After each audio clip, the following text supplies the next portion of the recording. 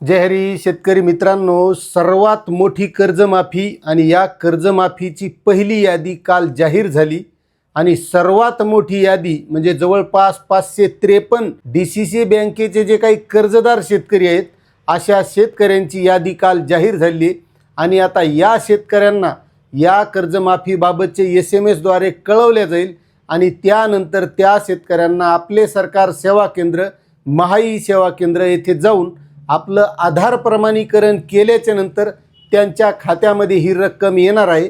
आता याबाबत सहकार व निबंधक विभागाचे प्रधान सचिव प्रवीण दराडे हे नेमकं कर्जमाफीची रक्कम तुमच्या खात्यामध्ये कशी येणार याबाबत नेमकं काय म्हणाले हे सविस्तर आपण त्यांच्या तोंडून ऐकणार आहोत।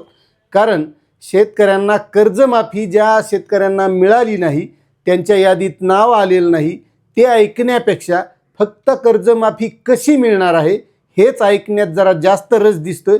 त्यामुळे आपण त्यांच्याच तोंडून ऐकू की नेमकी कर्जमाफीची रक्कम खात्यात कशी येणार आहे। त्यामध्ये काही डिस्प्यूट असला ते डिस्प्यूट रेज करू शकतील।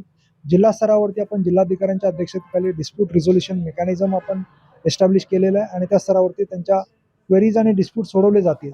आणि आपले सरकार केंद्रावरती जाऊन शेतकऱ्यांना फक्त आधार ऑथेंटिकेशन करायचं आहे। ज्या शेतकऱ्यांचं ॲग्रिस्टॅक नसेल त्यांना ॲग्रिस्टॅकची नोंदणी देखील महसूल आणि सहकार विभागाच्या माध्यमातून सहकार्य करून ते देखील करून घेतलं जाईल आणि त्याचं आधार ऑथेंटिकेशन केल्याबरोबर त्याच्या अकाउंटला लोन अकाउंटला बँकेच्या माध्यमातून डायरेक्टली आपण ही कर्जमुक्तीची रक्कम जमा करणार आहोत। तर अशा प्रकारे ही कर्जमाफीची रक्कम त्या कर्जदार शेतकऱ्यांच्या खात्यामध्ये येणार आहे जे या कर्जमाफीमध्ये पात्र होतील त्यांच्यात।